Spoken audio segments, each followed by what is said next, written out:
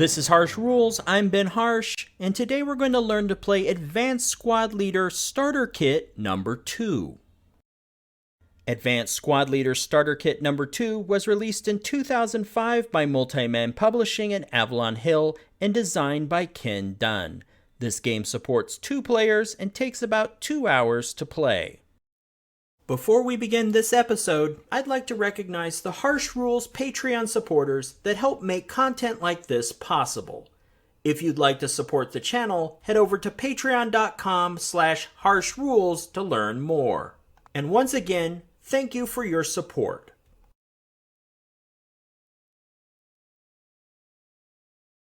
Welcome back to the Harsh Rules breakdown for Advanced Squad Leader Starter Kit number 2. In this episode, we're going to build on what we learned in the overview for Starter Kit number 2 by learning how to conduct combat with Ordnance. In Starter Kit number 1, we learned the infantry rules for ranged and close combat.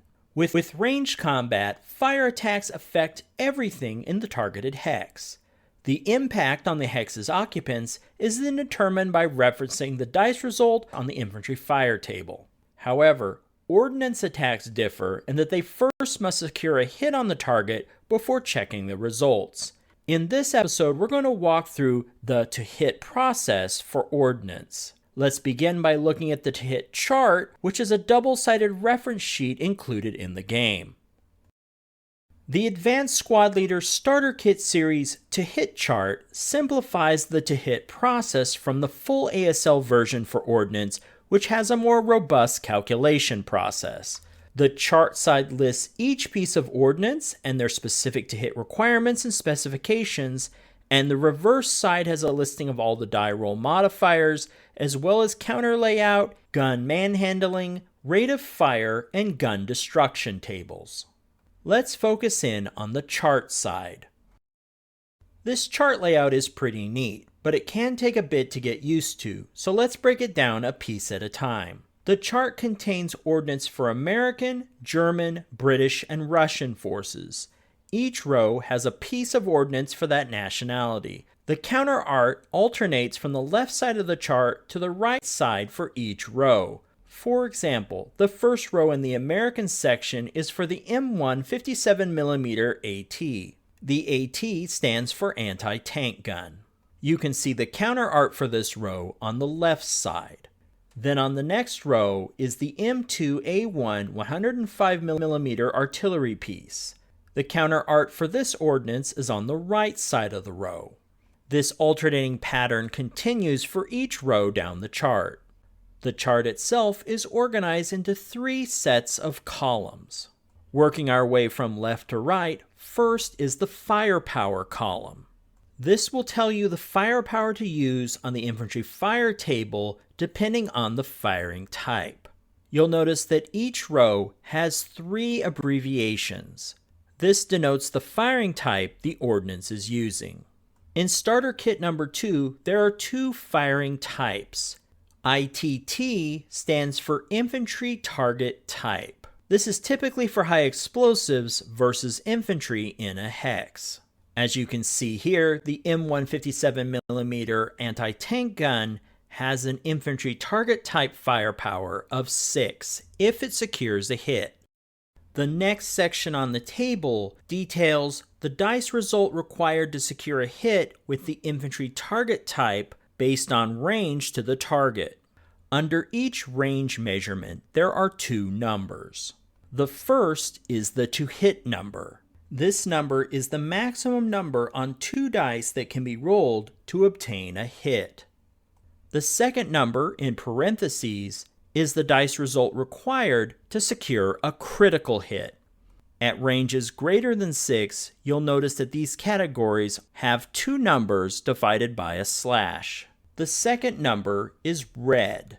In the infantry target type section, players will use the black number unless firing a Russian, Italian, Allied minor, or pre-1944 American gun, or if subject to non-qualified, captured, or inexperienced use. In other words, the red number in the infantry target type is only applicable under certain conditions. Turning our attention back to the firepower column, The second category is for ATT, which stands for Area Target Type. This is the last section on the chart. Area Target Type is typically used when firing mortar shells or smoke. There are two sets of ranges for these columns, and the to-hit numbers are always red. So you always use the red number. For area target types, the critical to-hit number can only be achieved on an original 2. There are some additional complexity with critical hits that we will discuss in a subsequent episode. You'll also notice that certain ordnance, like mortars, have range limitations. For example, they may not fire at close range of 1 to 2 hexes, and so on. Back to the firepower column again, the last section, CH, is the firepower for critical hits. So if you score a critical hit on the infantry target type or the area target type, you will use this firepower on the infantry fire table. Now that we have a better idea of the layout for the to-hit chart, let's go through the full to-hit process. Now the best way to learn the to-hit procedure is if we go through an example. We're going to go through this one on page 8 of the rulebook. We're also going to take just the piece of the to-hit chart that we need for this example. A final note before we jump in. This example is going to cover the infantry target type. And although we will reference critical hits in the example, there are some additional complexities with resolving these. Therefore, we will cover critical hits and the area target type in a subsequent episode.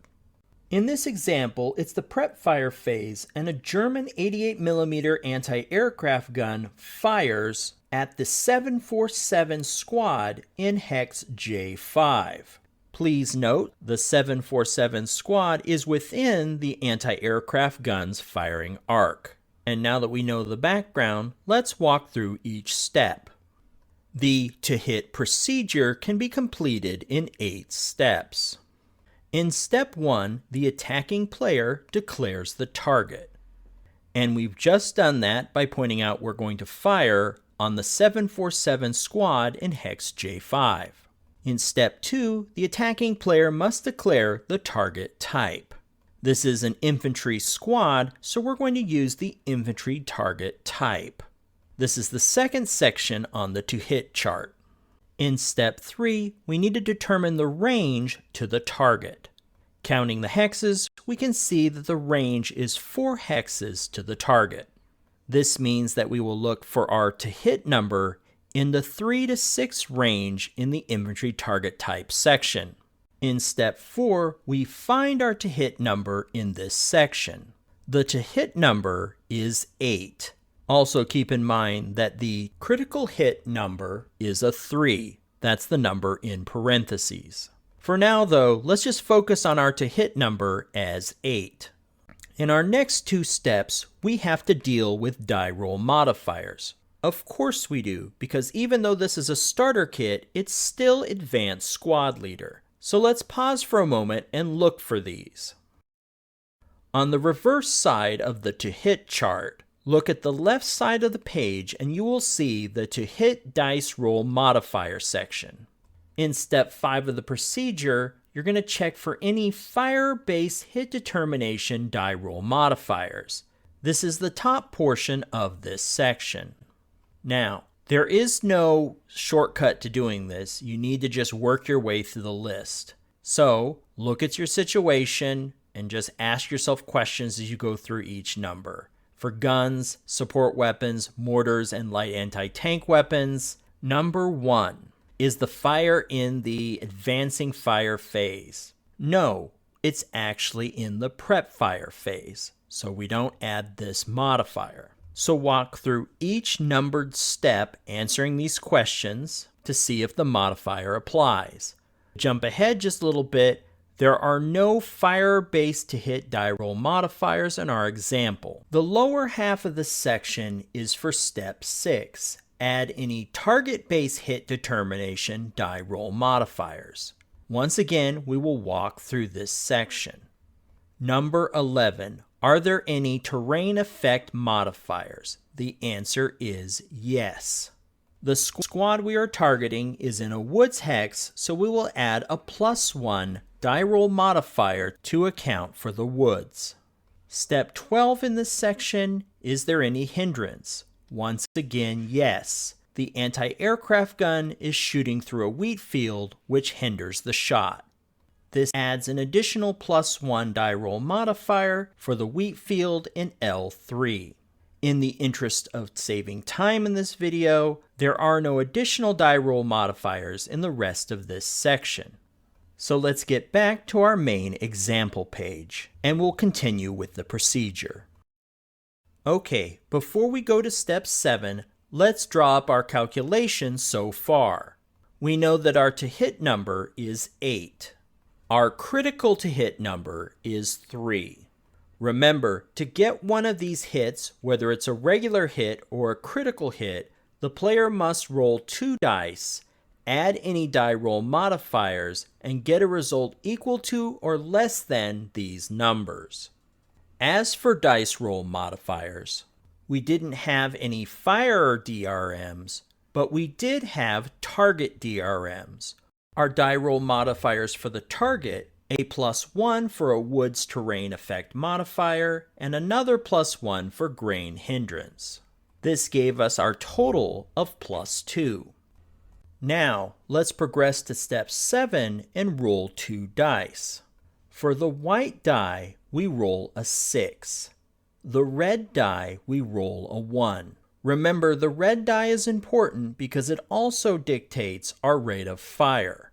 With a die result equal to or less than the rate of fire rating on the ordnance, we can fire again once we resolve the first shot. Next, we add all numbers in this column together. The 0 fire DRM, the +2 target DRMs, the white die result of 6, and the red die result of 1. And we get a total of 9. When comparing that to our hit number of 8, we're over by 1, so this attack misses. Next, we place a -1 acquired target counter on the target unit in J5.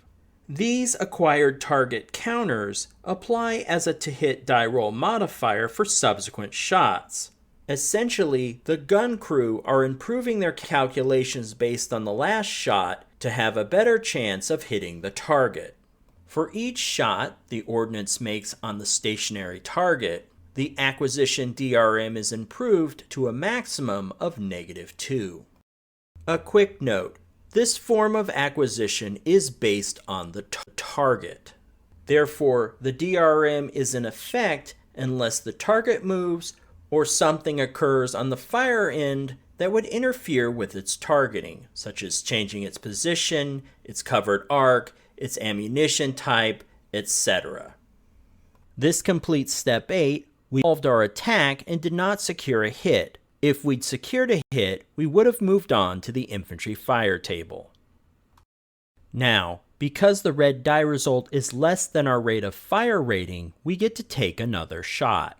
So let's clear out and update our calculation. Most of our base calculations remain the same with the exception of the target DRMs. Since now we have an acquired target, we add a -1 to the result. This leaves us with a +1 DRM. We won't go back to it, but this is on the checklist of DRMs to look for. Now for the second shot, we can skip to step 7 and roll our 2 dice. The white die result is a 2, and the red die result is a 1. Adding our +1 DRM, we get a final result of 4 versus 8. So now we have a hit. Also keep in mind that our red die result is still below our rate of fire rating, so we also get to take another shot. But let's resolve the hit next. Okay, let's superimpose the infantry fire table here for just a moment so we can figure this out. Remember, this is an infantry target type, so if we reference the to-hit chart, we can see that the firepower for that is 16. For this shot, there are no DRMs that apply. We already used the terrain effects modifier before with the to-hit die roll, so we can't use it again. The German player then rolls 2 dice and gets a 7, which becomes the final infantry fire table dice roll and results in a 2MC. This is a morale check with a +2 modifier. So let's look at resolving the morale check. The squad has a morale of 7, so they roll their dice with the +2 modifier and get an 11. The squad fails its morale check and breaks. Please note, we're using an ELR of 2 with this example, but this is an elite squad, so there is no ELR reduction. Next, we flip over the squad counter to its broken side. Then, the -1 acquired target counter is flipped over to its -2 side. Since we've taken another shot, we've now maxed out this DRM for acquisition. Now, we've wrapped up this shot, but our red die result is lower than our rate of fire, so we get to fire yet again. The German player decides to change their strategy and fire at the other squad in hex 04. And since we're changing targets, we lose acquisition on the squad in J5. So let's rework our calculations again. Working our way through the to hit procedure, step 1, we've declared a new target, and step 2, we are still going to use the infantry target type. Next, in step 3, we're going to determine the range to the new target, which is 2 hexes. Step 4, we're going to find our to hit number on the chart, which is now a 9, with a critical hit number of 4. In step 5 and 6, we're going to find our DRMs for the firer and the target. You will work your way through the checklist of DRMs on the reference sheet, but we'll speed this up for the example, and I'll point out the DRMs. There is a DRM for grain hindrance of +1 in N3, and a 1 hex spine change to rotate a 360-degree mounted gun. If you do this with a gun that is not mounted for 360, it's a +3 for the first hex spine, because you have to lug the guns into a new position. Therefore, there is a +1 for the fire-based DRM and a +1 for the target-based DRM. In step 7, we roll our 2 dice. The white die result is a 3, and the red die result is a 5, which equals 8, plus the 2 DRMs for a total result of 10, versus our hit number of 9, which is over by 1 and results in a miss. Also notice that our red die result is a 5, which exceeds our rate of fire rating of 2, which ends our rate of fire. Finally, we update our gun with a prep fire marker and update the squad with a -1 target acquired marker. Now, it might appear that this gun is finished firing. However, there is still one more opportunity to fire this gun. This is known as intensive fire. When a gun, not a support weapon, has fired and lost rate of fire, it can still fire again once in the same phase by using intensive fire. To take advantage of this ability, first mark the gun with an intensive fire marker. This marker indicates that the gun cannot fire again that player turn. Now, with intensive fire, there's more risk. There is a +2 to hit die roll modifier, and the gun's breakdown number is reduced by 2. As you may recall, these guns have a breakdown possibility of 12. With the modifier, this reduces it to 10. And when firing, if a natural 12 is rolled, that would be 2 6s, then the gun is permanently removed from the game. So let's clean up our calculation and take one last shot with intensive fire. Our calculation is going to remain the same until we get to step 5 and step 6, where we need to update our DRMs. For the fire DRMs, we have 2. There's a +2 for intensive fire and a -1 for an acquired target, for a total of a +1. For the target DRMs, we still have the +1 for the grain field hindrance. Therefore, our total DRMs for this intensive fire shot is +2. The German player rolls the white dice and gets a 6, and the red die and gets a 2. Keep in mind that we've already lost rate of fire, and this is an intensive fire shot, so that 2 doesn't do anything for us in regards to rate of fire. Our final result then is 10 compared to 9 for the hit number, which is a miss. Now that we've completed intensive fire, we've already placed our intensive fire marker to keep track of the DRMs, and with this marker, the gun can no longer fire for the remainder of the player turn. One final note, the final result of 10 matches the adjusted breakdown number of 10 with intensive fire. However, the breakdown number is compared against the original dice result, in this case, an 8. The DRMs are not included in that calculation. For the gun to permanently break down, it would require a dice result of 10 or more, and on a die result of 12, the gun would be permanently removed from the game. Finally, we flip over the acquired target marker to the -2 side, and we are done with this example. And after completing this example, this is also a good place to stop for this episode.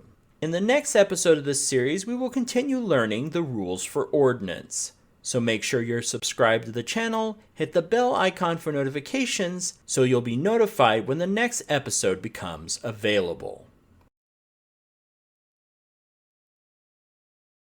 If you found this video helpful, please give me a like and share with your friends. To be the first notified when the next episode of Harsh Rules becomes available, please hit the bell icon for notifications. And as always, this has been Harsh for Harsh Rules. Thank you so much for watching, and I'll see you on the next video.